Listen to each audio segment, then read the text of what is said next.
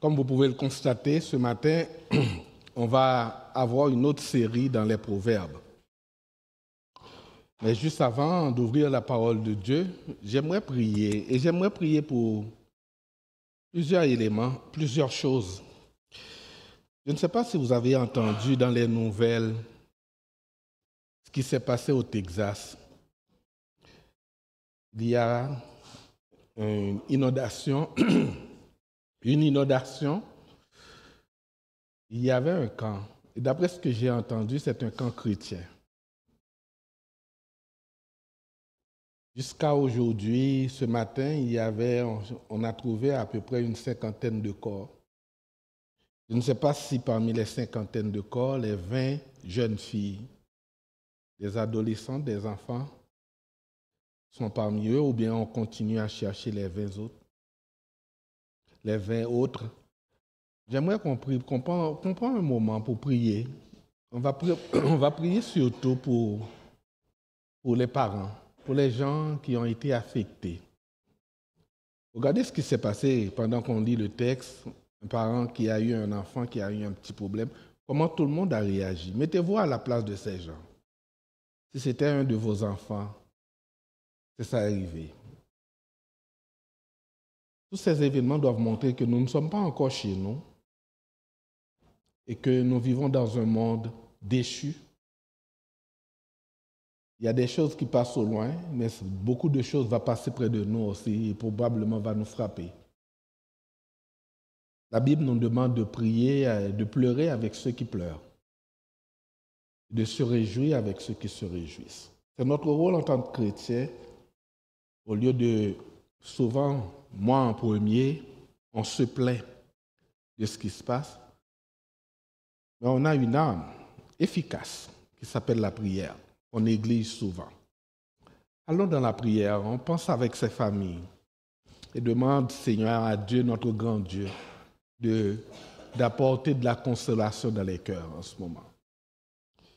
Père du ciel, une fois de plus, nous venons à tes pieds. Je sais pertinemment que la pauvreté de l'homme n'épuisera jamais la richesse de Dieu. Notre pauvreté ne va jamais épuiser ta grande richesse, ta richesse incommensurable. En ce moment, Père, nous voulons intervenir pour toutes ces familles qui ont été touchées de près ou de loin par ce qui s'est passé au Texas en ce moment. Seigneur, je te demande d'apporter beaucoup de consolation, de paix, de sérénité, de tranquillité dans le cœur de ces gens. On sait qu'ils pleurent. Assurément, il y en a parmi eux qui n'ont pas encore trouvé soit les enfants, s'ils sont encore en vie, ou bien s'ils sont morts, le cadavre de ces gens. Il y en a qui n'ont même pas encore commencé leur deuil, ou bien, Seigneur, je prie pour eux en ce moment que toi, tu les soutiens. Tu soutiens ces gens en ce moment, Seigneur. Les monuments pour exprimer combien est grande leur douleur, mais toi, tu les connais. Toi, tu connais toutes choses, Seigneur. Et c'est ça que je te demande en ce moment d'intervenir pour apporter la consolation. Et utilise ces événements pour ta gloire aussi, pour amener des gens vers toi. Seigneur, je vais ouvrir ta parole en ce moment. Je te demande de m'accorder ton Esprit Saint, de m'accorder la hardiesse pour transmettre ta parole avec amour, mais aussi avec autorité. Je te prie, au nom de Jésus. Amen. Comme je l'ai dit tantôt, on va commencer une nouvelle série aujourd'hui. Une nouvelle série avec les proverbes. Sagesse d'en haut pour vivre ici-bas. Juste avant, j'ai une question pour vous. C'est quoi être une bonne personne? Avez-vous, comme beaucoup de gens, avez-vous cherché ou bien cherchez-vous une recette de bonheur? Voulez-vous savoir comment faire des choix judicieux dans la vie? Voulez-vous savoir, voulez-vous être équipé, avoir des éléments, des outils efficaces? Tantôt on a chanté l'orage, le vent, etc., pour faire face aux tempêtes de la vie. Certes, parmi ces questions, surtout quand on dit être une bonne personne, certains vont vous dire, vous allez entendre toutes sortes de réponses. Et je suis d'accord en partie avec certaines. Certains vont vous dire, OK, si vous voulez être une bonne personne, c'est de lutter contre les inégalités sociales ou bien les inégalités raciales. Lutter pour l'environnement. On va être d'accord dans nos églises, ce sont des causes nobles. Mais ce matin, j'aimerais vous inviter de préférence à regarder avec moi ce que le livre des Proverbes dit par rapport à ces éléments. Tout d'abord, qu'est-ce qu'un proverbe? Dans le dictionnaire Larousse, nous trouvons le mot proverbe dérive du latin proverbium, c'est-à-dire c'est une courte formule populaire qui exprime une vérité ou bien un conseil issu de l'expérience. Le livre des Proverbes font partie de la littérature sapientielle. Ce n'est pas un gros mot, ça veut dire la littérature de sagesse. C'était un genre antique qui était très répandu chez les Hébreux, les Égyptiens et les Mésopotamiens. Ce genre est surtout caractérisé par des enseignements moraux et des réflexions spirituelles sur la vie. D'ailleurs, dans la Bible fait allusion aux sages d'Égypte. Lisez dans 1 Roi chapitre 5, verset 10, dans Ésaïe chapitre 19, les versets 11 à 12. On parle également des sages d'Édom et d'Arabie, quand vous lisez dans Jérémie chapitre 49, le verset 7, ou bien dans Abdias, ou bien des sages de Phénicie, dans Ézéchiel chapitre 28. On parle de ces sages-là. Les proverbes, en fait, on appelle ça en hébreu, ce sont des machals, M-A-C-H-A-L-S. Qu'est-ce que ça veut dire? En hébreu, ça veut dire des pensées et des maximes tirées de l'expérience, présentées ensuite, mais sans ordre précis, souvent sous forme de distique. Qu'est-ce que ça veut dire distique? Ça veut dire sous forme de couplet. Comme tantôt on a lu, tantôt, que le sage écoute et il augmentera son savoir. Que celui qui a de l'intelligence acquérera de l'habileté. Ça, c'est un distique, c'est un couplet. Mais c'est la même idée qui est dit. On répète la même idée. Parfois, ça se dit comme ça. Ça se dit la même idée, on appelle ça des synonymes. On met la même idée de manière positive. On peut le mettre de manière négative aussi. Une parole douce calme la fureur. Mais une parole dure excite la colère. C'est-à-dire, c'est la même idée qui est répétée, mais tantôt de manière positive, tantôt de manière négative. On appelle ça des distiques poétiques dans le livre des Proverbes. Le livre des Proverbes a été rédigé probablement vers le Xe siècle, à l'époque de Salomon.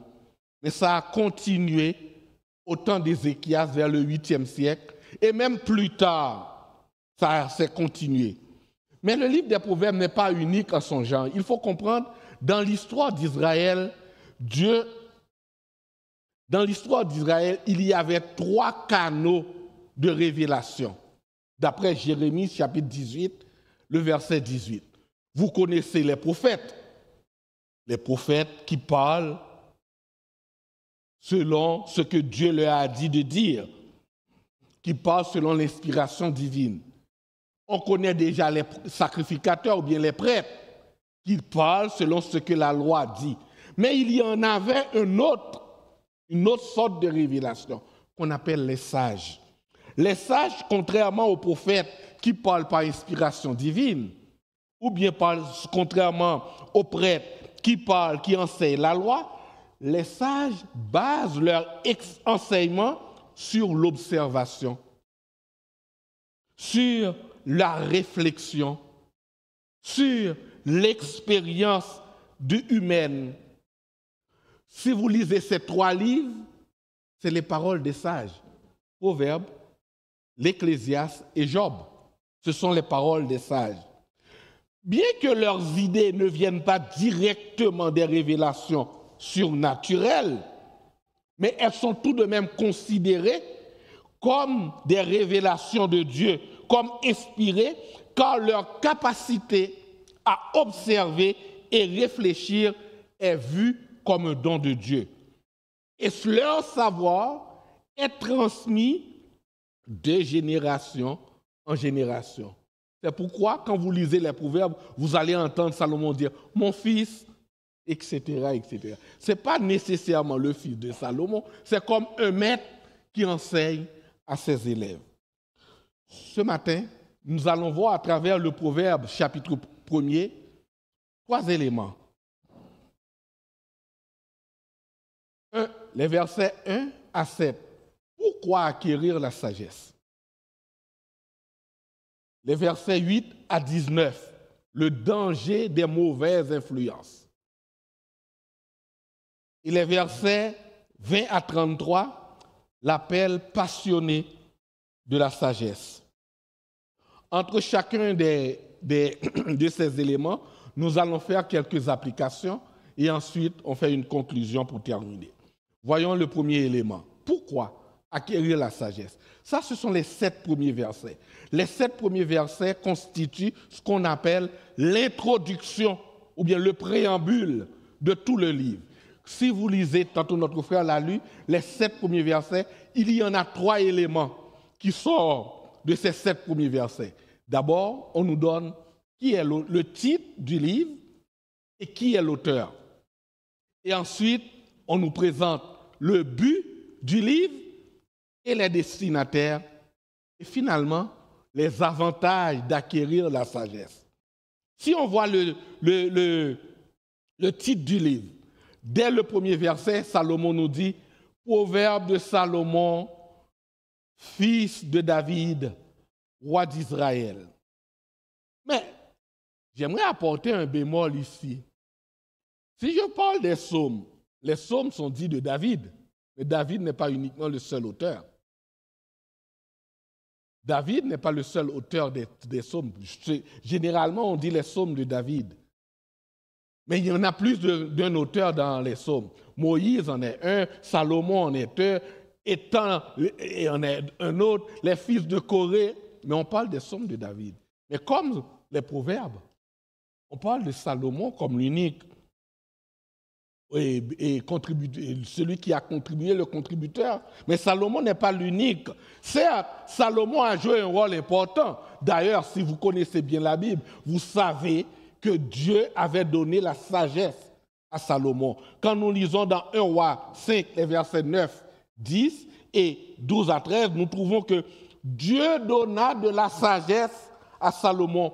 Il continue, il dit, Dieu a donné une très grande intelligence et des connaissances étendues à Salomon.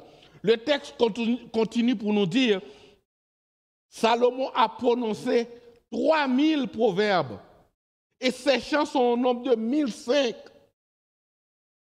Dieu avait donné la sagesse à Salomon. Mais bien que Salomon soit mentionné comme l'auteur, le livre est en réalité une anthologie de sagesse provenant de divers auteurs. D'ailleurs, on trouve la partie qui concerne Salomon, Proverbe chapitre 10, du verset 1er jusqu'à Proverbe 22, verset 16, et Proverbe 25, verset 1er, jusqu'à Proverbe 29, verset 27. Ensuite, quand vous lisez le livre, vous allez voir, on nous dit des paroles qui proviennent des sages à partir du Proverbe 22, 17 et Proverbe 24, 23. Le chapitre 30, c'est le parole d'Agour, fils de Jaquet. Le chapitre 31, un des chapitres qu'on aime citer pour parler des femmes, etc. On nous dit ces paroles du roi Lemuel. Donc, Salomon a joué un rôle important, et il n'était pas le seul à contribuer à la rédaction du livre de Proverbes. Deuxièmement, qu'est-ce qu'on trouve dans l'introduction, le but du livre? Les versets 2 à 4, notre frère l'a lu tantôt, il nous dit, le but du livre est d'enseigner la sagesse et de développer la réflexion personnelle. Vous allez trouver dans le premier chapitre des synonymes, des mots qui se répètent, beaucoup de mots qui se répètent sous différentes formes. Connaître, comprendre, recevoir, donner. L'auteur nous invite chacun à discerner la voie juste parmi les multiples options de la vie et à saisir le sens profond des paroles de sages. Les proverbes, mes frères et sœurs, ce ne sont pas des lois. Souvent, j'entends les chrétiens qui citent des proverbes. Ce ne sont pas des promesses absolues. Les proverbes, ce ne sont pas des lois. Ce ne sont pas des promesses absolues. Ce que disent les proverbes vont se réaliser, pas nécessairement. Ce sont des observations, des vérités générales, pas des vérités spécifiques à toi. Proverbe 10, verset 3. L'Éternel ne laisse pas le juste souffrir de la faim, mais il repousse l'avidité des méchants. Mais ça ne veut pas dire de ne pas travailler. Vous allez mourir de faim si vous ne travaillez pas. Ce n'est pas une promesse de dire de vivre dans la paresse. D'ailleurs, si vous lisez le verset suivant, le verset 4, il dit « Celui qui agit d'une main lâche s'appauvrit, mais la main de ceux qui travaillent s'enrichit. » Ce n'est pas des promesses pour dire que c'est pour moi. Non, c'est des observations, des vérités générales. Ça ne veut pas dire que ça va s'accomplir. Ça peut s'accomplir dans certaines conditions. Ça peut ne pas s'accomplir aussi. La Bible est claire, mes frères. Il faut prendre les textes dans leur contexte. Il faut faire très attention à la manière dont nous allons utiliser le livre des Proverbes. Ça nous suscite notre réflexion à regarder la vie, comment elle est, et choisir la bonne voie, comment pour y arriver. Les destinataires du livre, souvent vous allez entendre le jeune homme, le jeune adolescent, parce que généralement, ces gens manquent d'expérience.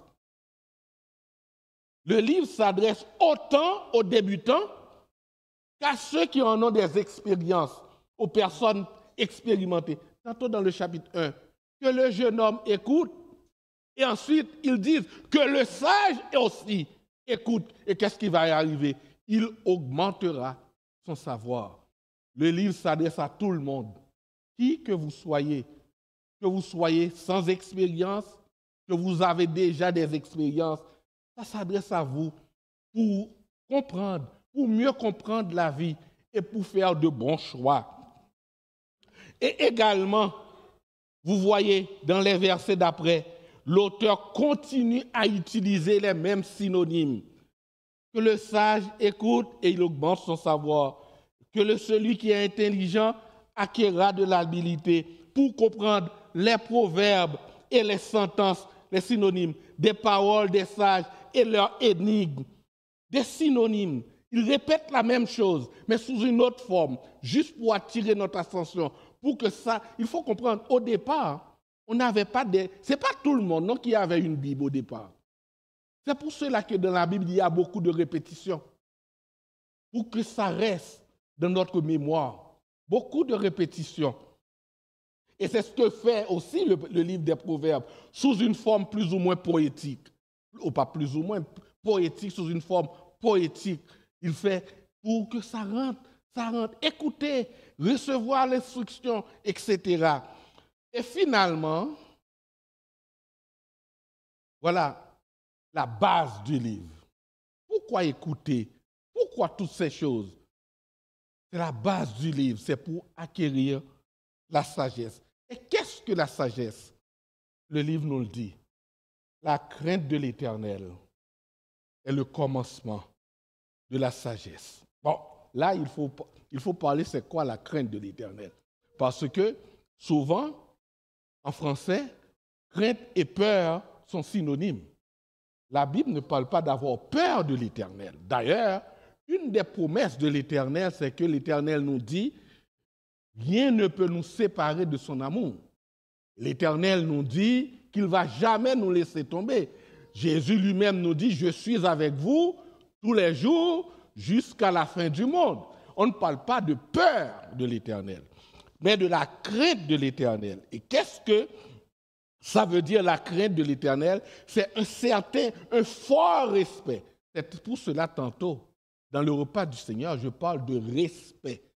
Cette révérence que vous avez pour l'Éternel, ce respect que nous avons pour l'Éternel, cette volonté de lui obéir, de lui faire confiance et de se détourner du mal. Dans le Proverbe 8, ça va nous démontrer comment agit la crainte de l'Éternel. La crainte de l'Éternel nous permet de nous détourner du mal.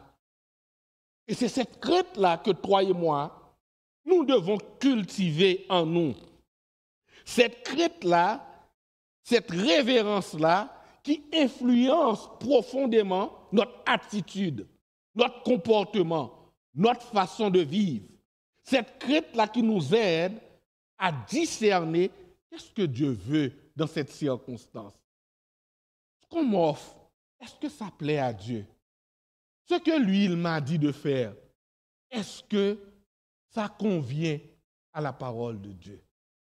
Romains 12, verset 1er. L'apôtre Paul nous dit de donner notre corps comme un sacrifice vivant, agréable à Dieu. Ce qui est de discerner quelle est la volonté de Dieu. Qu'est-ce qui plaît à notre Dieu en ce moment? J'ai deux options devant moi ce matin, soit de venir à l'église ou aller de jouer une partie de hockey. Qu'est-ce qui va faire plus plaisir à Dieu? C'est ce genre de crainte-là, oui. C'est ça que nous amène la sagesse. J'ai deux choses à faire. Aider un frère ou bien m'asseoir confortablement dans mon lazy boy à regarder la télé. Qu'est-ce qui va être plus plaisant? Qu'est-ce qui va être plus agréable à Dieu en ce moment? C'est cette crainte que toi et moi, quand nous cultivons, ça nous permet de répondre. Voyons notre première application que nous avons déjà commencé à faire d'ailleurs. C'est des questions que vous vous posez probablement, surtout vous les jeunes. Vous venez de terminer votre secondaire. Vous voulez savoir. Posez-vous ces genres de questions. Comment pour moi de connaître, de choisir une profession? Sur quelle base? Sur quoi je peux me réfugier si je veux savoir si celui qui parle avec moi serait un bon compagnon ou bien celle pour laquelle mon cœur bat pourrait être une bonne compagne? Comment faire face à cet avenir incertain aujourd'hui? Comment réagir face à la tentation, à la jalousie? Tantôt, on a parlé à l'enrichissement illicite. On vous fait des propositions, soit de vendre la drogue, soit de quelqu'un vous dit d'aller danser dans une bar et ça va vous rapporter beaucoup. Quelqu'un vous dit juste, je ne sais pas, de déplacer une voiture d'ici et de le mettre dans l'autre coin de rue, c'est pour $500. Apparemment, ça rien. Mais posez-vous des questions. Comment tout le monde aimerait réussir dans leur vie. Tout le monde aimerait avoir le bonheur. Le livre des Proverbes répond, la crainte de l'Éternel est la clé. La crainte de l'Éternel est la clé qui nous permet de réussir dans la vie. Malgré des siècles, malgré que ce livre a été écrit depuis l'Antiquité, mais les enseignements demeurent pertinents pour toi et moi aujourd'hui. Ce que dit le livre des Proverbes, c'est très pertinent parce que Dieu n'a pas changé. L'homme non plus n'a pas changé. L'homme n'a pas beaucoup évolué. Nous restons avec les mêmes passions, les mêmes tentations, les mêmes désirs. C'est pour cela qu'on a tous besoin d'écouter la voix de la sagesse. Voyons notre deuxième point. Le danger des mauvaises influences. Également, cette section, les versets 8 à 19, il y en a 5 éléments qui sortent dans ces versets. Premièrement, il nous dit que le jeune homme écoute et reçoit l'instruction, écoutez la sagesse. Il dit, mon fils, écoute l'instruction de ton père, ne rejette pas l'enseignement de ta mère. Et il continue, pourquoi ne pas rejeter l'enseignement de ta mère? Parce que c'est comme un collier à tes cous, etc. Et pour reconnaître et rejeter également la voix du malin.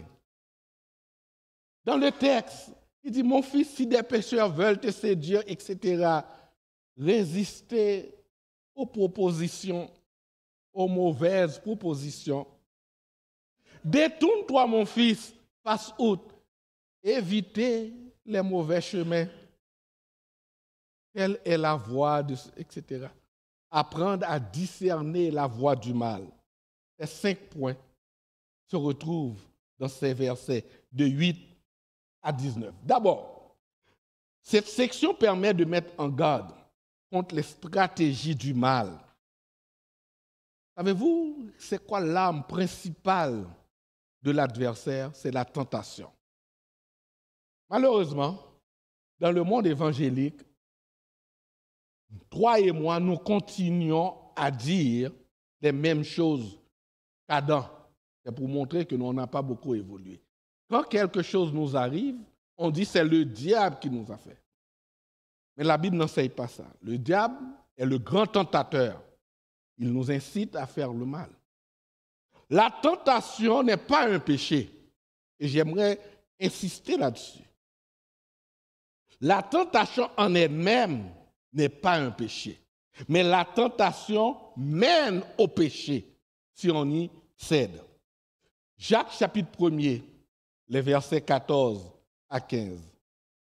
Là, d'ailleurs, on peut prendre jusqu'au verset 13, parce que parfois les chrétiens, même parmi les chrétiens, disent que c'est Dieu qui leur tente. Non, Dieu ne tente personne, d'après Jacques. Dieu n'est pas tenté par le mal et il ne tente personne. Il dit, mais chacun est tenté quand il est attiré par sa propre convoitise. Ça, c'est la première étape. Les désirs du cœur. La convoitise, est-ce qu'on l'a conçue, enfante le péché. Le péché est commis dès que j'accepte ce que la tentation m'offre. Mais le péché est commis, est enfanté, mais il n'est pas consumé. La tentation, il dit, chacun est tenté lorsqu'il est attiré par sa propre convoitise. La convoitise, lorsqu'elle a conçu, enfante le péché.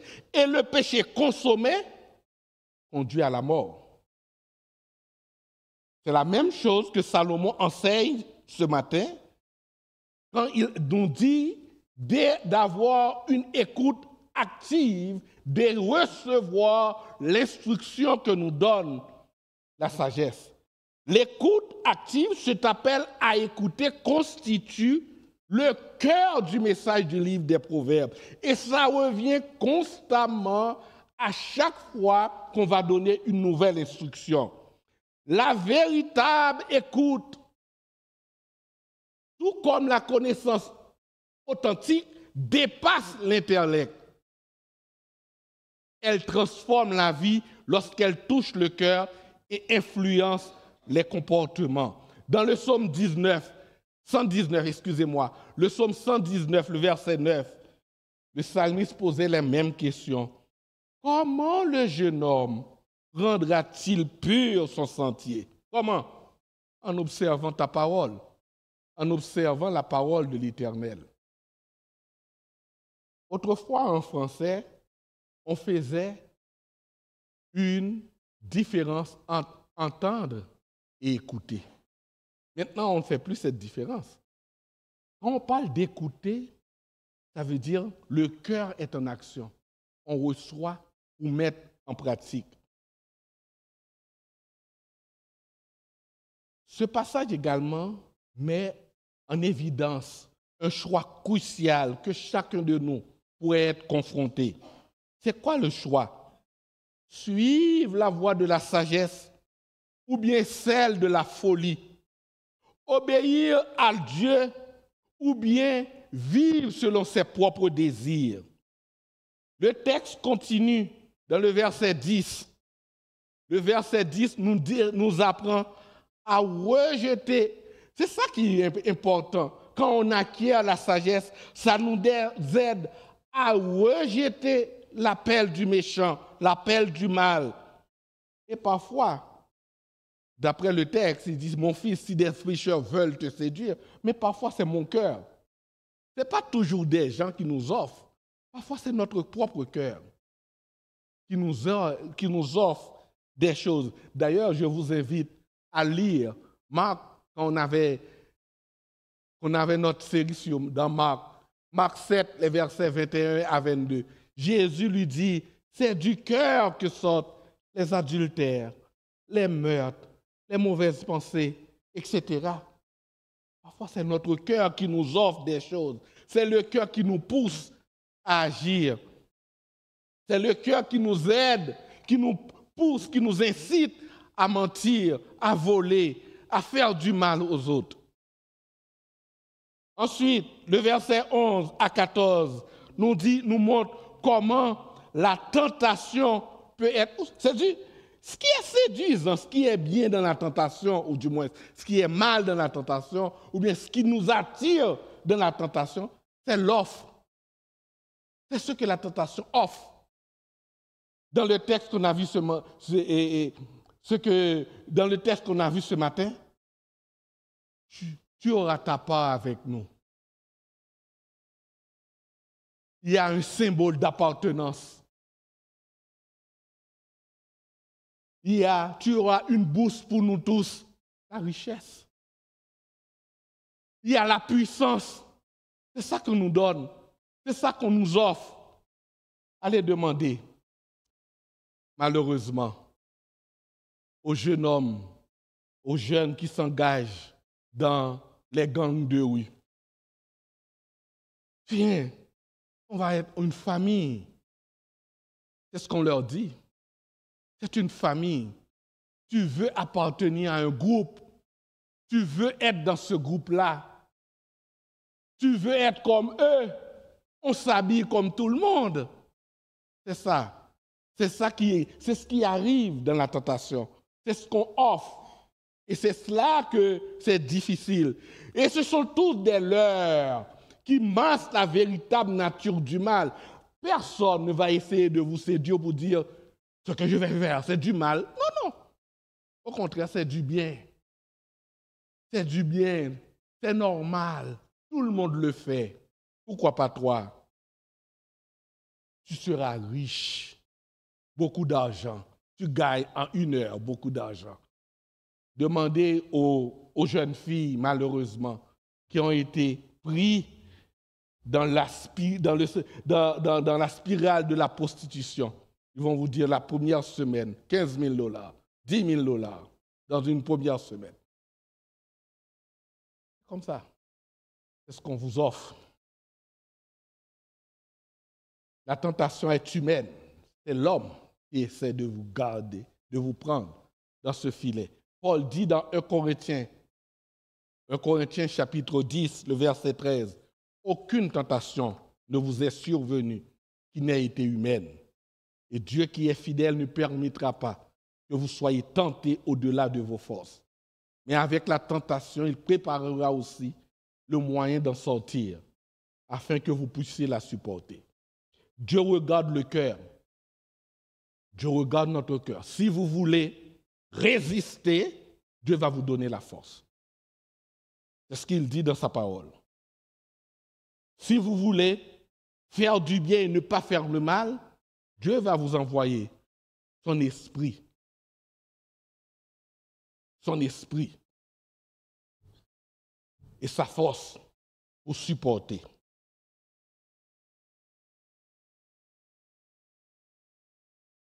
On continue. Mais en plus de résister, ce qui arrive à la tentation parfois c'est fort. En plus de résister à leur appel, Proverbe nous demande de nous détourner aussi, de détourner nos pieds, d'éviter ces chemins.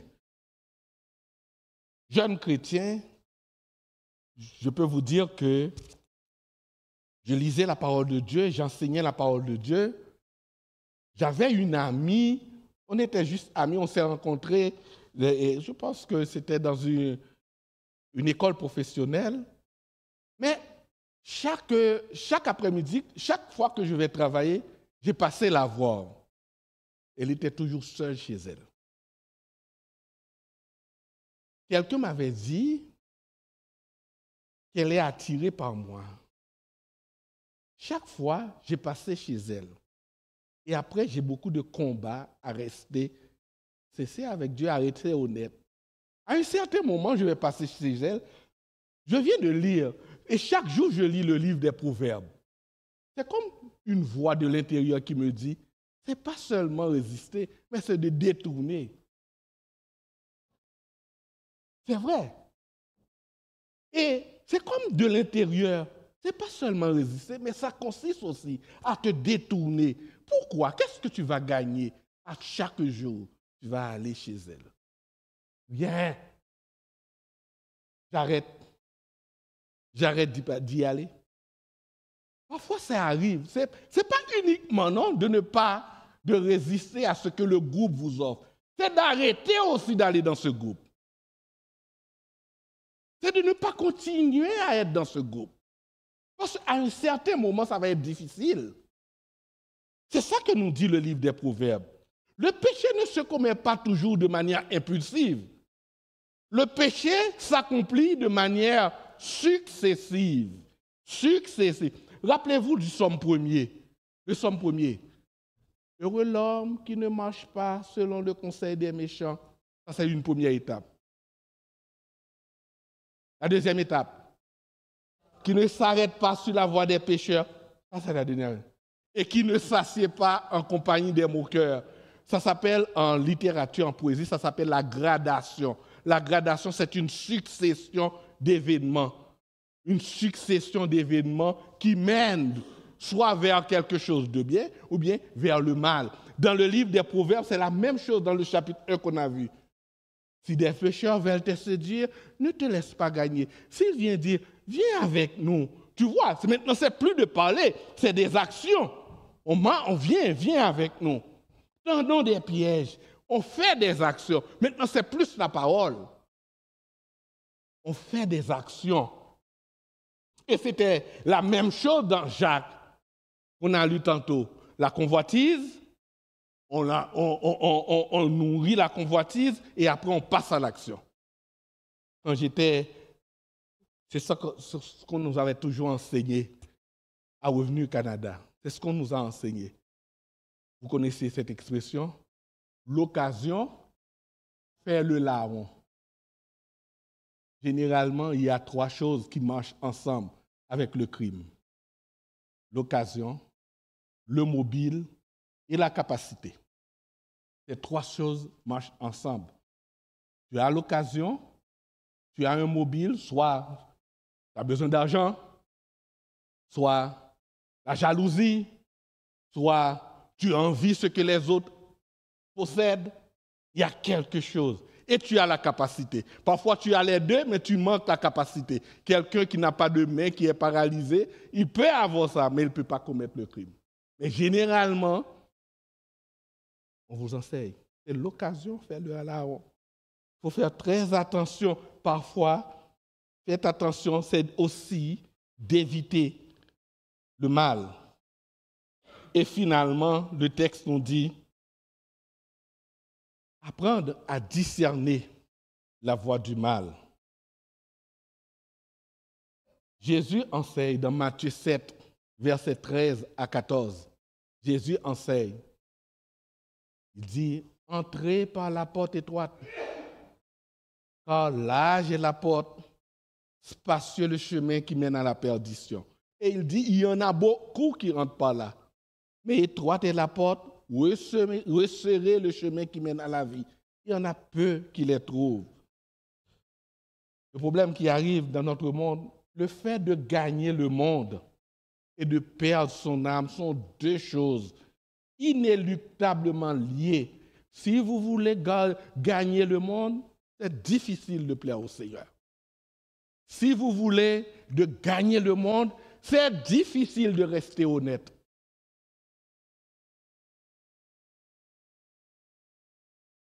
C'est ce que la Bible enseigne. Deuxième application.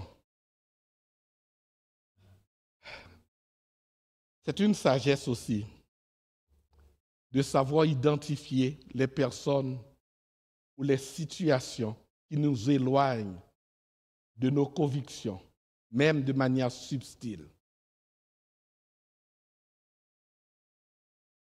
Le texte nous enseigne aussi, avant de dire oui à une invitation ou à une activité, on doit se demander si cela alimente nos priorités ou bien les compromet. Il y a des choses qu'on peut te demander. Réfléchis d'abord pour voir est-ce que ça va compromettre votre foi. Gardez votre cœur en haleine. Proverbe 4, 23. Il dit, gardez ce qui se passe dans votre cœur. Proverbe 4, 23, qui nous dit, maîtrise notre cœur, car de lui viennent les sources de la vie. C'est du cœur que sortent toutes sortes de mal. C'est ça que Jésus a enseigné. Parfois, il faut que toi et moi, nous apprenions à dire non à notre cœur. On chante souvent, maîtrise mon cœur, viens régner Seigneur, que ta volonté accomplisse à jamais. On doit demander par la prière, la lecture de la Bible. Je vous invite à lire la Bible, à prier, demander à Dieu de maîtriser nos cœurs. C'est notre problème, toi et moi, les convoitises des yeux, le monde, la chair, qui nous offre toutes choses. Parfois, demander à Dieu de nous donner la force de dire non. Et finalement, apprendre à rechercher des choses, des relations qui stimulent la droiture, la sagesse et le respect de Dieu. L'apôtre Paul dit dans 1 Corinthiens 15, verset 34, « Les mauvaises compagnies corrompent les bonnes mœurs. » Si vous êtes avec des gens qui fument la drogue, même si vous ne fumez pas, parfois, il y a un frère qui m'avait dit, parfois, vous êtes en compagnie des gens, même si vous n'abandonnez pas le Seigneur, ces gens vont vous troubler.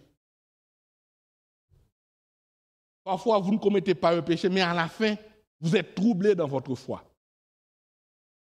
C'est pour cela que savoir chercher, c'est une des choses qu'on apprend avec le livre des Proverbes, apprendre à reconnaître avec qui je dois faire chemin. Va vers les sages et deviens sage, nous dit le livre des Proverbes. Va vers les insensés et tu vas avoir une mauvaise posture. Passons au dernier point, l'appel passionné de la sagesse. On va aller un petit peu plus rapide ce moment. Il y en a également 5 points dans le dernier. On entend la sagesse qui crie dans les rues. Ensuite, la sagesse qui fait des reproches à ceux qui refusent l'instruction. La sagesse qui promet discernement et protection à ceux qui l'écoutent. La sagesse qui avertit ceux qui la rejettent. Et enfin, la sagesse qui montre 2 voies. Comme dans le psaume 1er, David va dire, il y en a 2 voies. On va aller un petit peu plus rapide. Dans le livre des Proverbes, la sagesse le livre des Proverbes présente la sagesse de 2 manières complémentaires. La première, c'est la sagesse est une qualité à acquérir. Cette qualité est transmise par les proverbes qui reflètent l'expérience humaine et enseignent des vérités sur la vie et les réflexions. D'ailleurs, vous allez trouver surtout dans le chapitre 1, les synonymes, nous donne les synonymes de la sagesse. Discernement, instruction, réflexion, bon sens, connaissance, intelligence, équité et droiture. C'est en ce sens, c'est d'une qualité que Jacques nous dit, lequel d'entre vous est sage et intelligent? Comment on va le connaître? Il montre ses œuvres par une bonne conduite avec la douceur et la sagesse. Jacques continue de dire, mais si vous avez dans votre cœur un zèle amer, c'est-à-dire une jalousie et un esprit de dispute, ça, ce n'est pas la sagesse. Elle dit, cette sagesse n'est pas celle qui est d'en haut, elle est terrestre, charnelle et diabolique. Jacques nous dit, la sagesse qui vient d'en haut est pure, pacifique, modérée, pleine de bons fruits, exemple de duplicité, c'est-à-dire d'hypocrisie. Deuxièmement, la sagesse aussi dans le livre de Proverbes est une figure personnifiée, présentée comme une femme qui appelle à suivre la voie de la justice et qui, dès la création, était aux côtés de Dieu et participant à ses œuvres, d'après Proverbe 8, verset 22. En ce sens, la sagesse est une préfiguration de Jésus. Si vous continuez dans le texte, vous allez voir dans le verset 22, l'auteur va mettre en lumière une catégorie d'individus qu'il appelle stupides, orgueilleux, non stupides, moqueurs et insensés. Tous, c'est ceux qui rejettent l'instruction de la sagesse. L'auteur qualifie ces gens comme des insensés. Pourquoi? Parce que la sagesse offre une promesse de transformation. Dans le texte, il dit, je répandrai sur vous mon esprit. C'est le même mot, comme dans Joël chapitre 3, et que l'apôtre Pierre va dire dans Actes chapitre 2, verset 17, c'est l'accomplissement de la prophétie de Joël. La sagesse va nous donner son Esprit Saint pour vivre pour Dieu. C'est l'accomplissement qui a été fait lors de la Pentecôte. Donc, rejeter la sagesse, c'est rejeter Dieu lui-même. C'est pour cela que la sagesse est une préfiguration de Jésus-Christ. Et enfin, l'auteur va établir une nette différence à ceux qui écoutent la sagesse et ceux qui refusent la sagesse. Ceux qui méprisent la sagesse vont finir par se perdre, tandis que ceux qui l'écoutent vont vivre en sécurité et sans crainte. Ce matin, mes frères et sœurs, la vérité centrale des proverbes, c'est la même chose. Voilà la vérité centrale. La sagesse est un appel de Dieu. Et y répondre, c'est choisir la vie. Faisons la conclusion pour terminer. Je vous dis, la sagesse est une typologie de Jésus. Ce matin, par mon canal, à l'instar de la sagesse, Jésus t'appelle ce matin à te détourner de ta mauvaise voie. Jésus t'appelle, toi qui m'écoutes, que ce soit dans cette salle ou bien sur Internet, Jésus t'appelle à venir à lui dans la repentance. Toi qui suis une mauvaise voie. Comme la sagesse, il dit, venez à moi, vous tous qui êtes fatigués et chargés, je vous donnerai le repos. Jésus t'invite ce matin à croire qu'il est mort pour tes péchés. Jésus t'invite ce matin à croire qu'il est ressuscité pour te justifier devant Dieu. Le rejet de l'appel du Christ, comme celui de la sagesse, peut ne pas avoir d'effet immédiat. Si tu dis « Ah, ça ne m'intéresse pas », tu ne vas pas tomber malade. Si tu dis « Ça ne m'intéresse pas », écoute, tu vas continuer à aller travailler demain, tu vas dormir ce soir, tu vas continuer à vivre. Mais avec le temps, les conséquences peuvent être néfastes.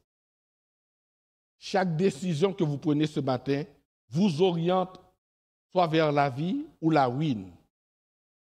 Dans le texte, la sagesse nous dit, « Ah, puisque j'appelle et que vous résistez, puisque j'étends ma main et que personne n'y prend garde, moi aussi je rirai quand je vous serai dans le malheur. Je me moquerai quand la terreur vous saisira, quand la terreur vous saisira comme une tempête et le malheur fondra sur vous comme un tourbillon. » Donc, un jour, il sera trop tard. Il sera trop tard pour répondre à l'appel de Dieu, comme à celui de la sagesse. J'aimerais terminer à vous dire, aujourd'hui, si vous entendez la voix de Dieu, n'endurcissez pas vos cœurs. Venez vers lui, parce que l'invitation à se repentir est encore ouverte. J'aimerais terminer avec ce que nous dit le verset 33 dans le livre des Proverbes. La sagesse nous dit, celui qui m'écoute aura la sécurité dans sa demeure. Il vivra tranquille et sans craindre aucun mal. Courbons-nous pour la prière. Père du ciel, je veux te dire merci d'une fête. À un certain moment donné, toi, tu m'as appelé. Toi, tu as appelé beaucoup d'entre nous et tu nous as dit de nous tourner vers toi. Merci. Et ce matin, j'aimerais, Seigneur, prier pour quelqu'un qui est dans la salle ou qui écoute sur Internet, qui pousse encore la décision de te venir à toi, de te parler en son cœur pour qu'il comprenne, ou bien pour qu'elle comprenne que servir Dieu, c'est devenir libre. Parce que si le Christ vous a franchi, vous serez réellement libre. Seigneur, touche le cœur de cette personne afin qu'il se tourne non vers une religion, non vers cette assemblée, mais vers toi, afin que tu lui accordes la vie éternelle. Au nom de Jésus. Amen.